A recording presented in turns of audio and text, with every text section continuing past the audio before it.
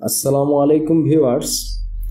আপনারা যারা সরকারি চাকরি পেতে ইচ্ছুক, ইতিপূর্বে নিজে নিজে কখনো সরকারি চাকরির আবেদন করেন নাই, সবসময় অন্যের উপর নির্ভর করে টাকা খরচ করে কম্পিউটারের দোকান থেকে আবেদন করে আসছেন, তারা এখন নিজে নিজেই নিজের আবেদনটি করতে পারেন।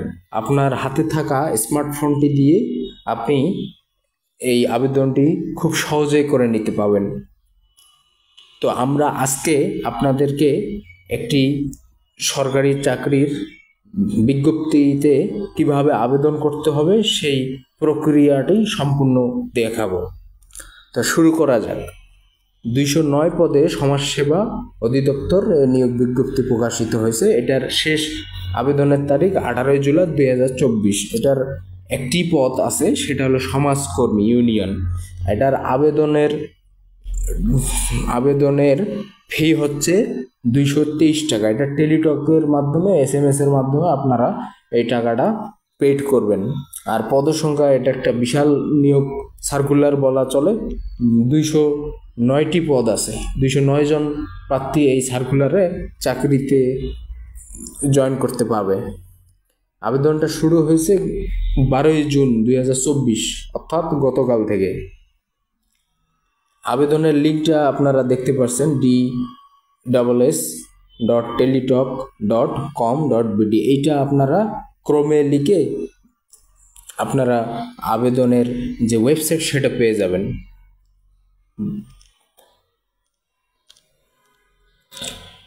এখানে কিছু শিক্ষাগত যোগ্যতার কথা বলা হয়েছে।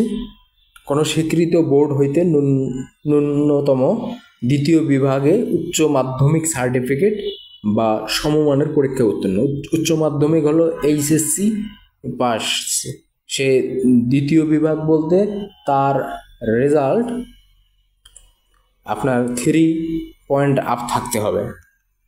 বিভাগীয় প্রার্থীদের ক্ষেত্রে সময়সীমা 35 বছর পর্যন্ত শিথিলযোগ্য। বিভাগীয় প্রার্থী বলতে এই যে আমাদের সমাজসেবা অধিদপ্তর আছে, এখানে যদি ইতিপূর্বে কেউ চাকরি করে থাকেন এই ডিপার্টমেন্টে, তাহলে সে বিভাগীয় প্রার্থী। তার ক্ষেত্রে বয়স 35 পর্যন্ত সে আবেদন করতে পারবে।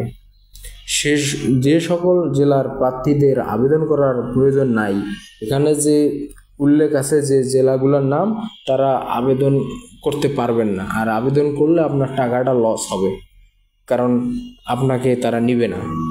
যেমন রাজবাড়ী, বান্দরবন, খাগড়াছড়ি, রাঙ্গামাটি, জয়পুরহাট, গাইবান্ধা, লালমনিরহাট, ঠাকুরগাঁও, মাগুরা, ঝালকাঠি।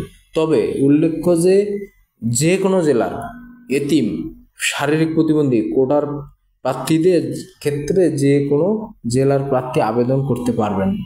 তাহলে যাদের বিশেষ বিশেষ কোটা আছে, তারা যে কোনো জেলার থেকেই আবেদন করতে পারবেন। এছাড়া আমাদের যে সরকারি চাকরি বিধি আছে, সেক্ষেত্রে যারা মুক্তিযোদ্ধা কোটাধারী বা মুক্তিযোদ্ধার সন্তান, মুক্তিযোদ্ধার নাতি, এই তাদের ক্ষেত্রে, এই যে পুত্র কন্যাগণের ক্ষেত্রে 18 থেকে 32 বছর বয়স, আর পুত্র কন্যাদের বছর 18 থেকে 30। তাহলে নাতি নাতনিরা 30 বছর বয়স পর্যন্তই করতে পারবে।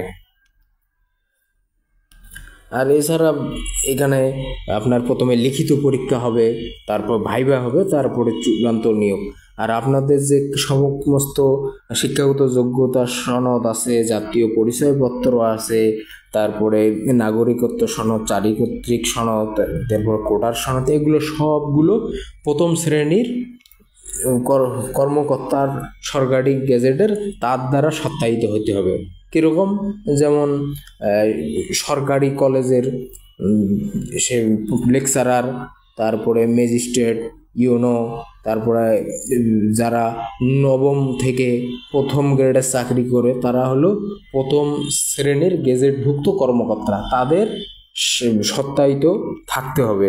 এই ফটোকপিগুলো আপনাকে সেখানে দিতে হবে। কখন? যখন ভাই আপনাকে ডাকবে। এর আগে প্রয়োজন নাই। এর আগে শুধু আপনি আবেদন করবেন। আবেদনের যে আপনি PDF ওইটা প্রিন্ট করে নেবেন। এরপরে অ্যাডমিট কার্ড আপনাকে মেসেজ দিবে, সেই অ্যাডমিট কার্ডটা আপনি ইউজার আইডি দিয়ে লগ ইন করে টেলিটকে ওখান থেকে ডাউনলোড করে এটা প্রিন্ট করে নিয়ে এই দুইটা জিনিস নিয়ে আপনি পরীক্ষা হলে উপস্থিত হবেন। এছাড়া বাকি অন্য কোনো কাগজের প্রয়োজন নাই।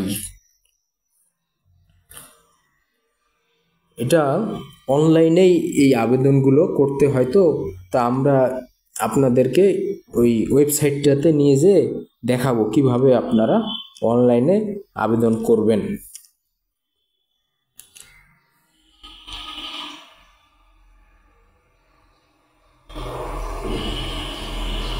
তো চলে আসলাম আমরা আমাদের কাঙ্ক্ষিত ওয়েবসাইটটিতে।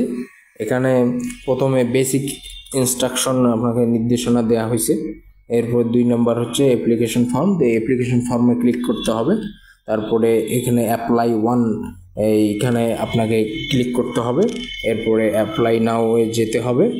এরপরে কোন পদের জন্য, সেটা হলো সমাজকর্মী পদের জন্য, এখানে ক্লিক করতে হবে। এরপরে এখানে